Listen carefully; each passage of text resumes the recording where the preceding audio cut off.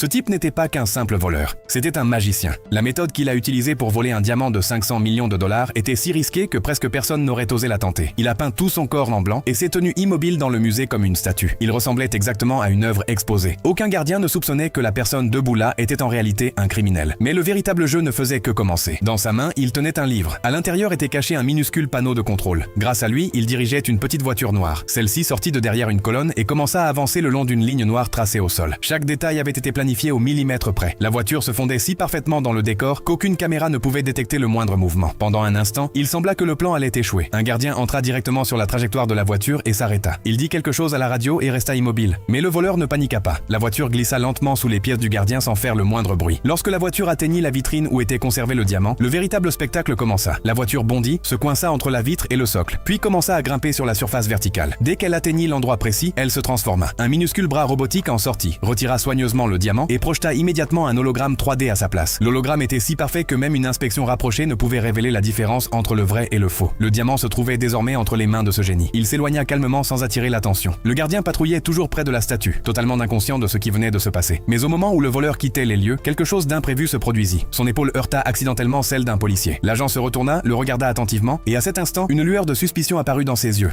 Il avait tout compris.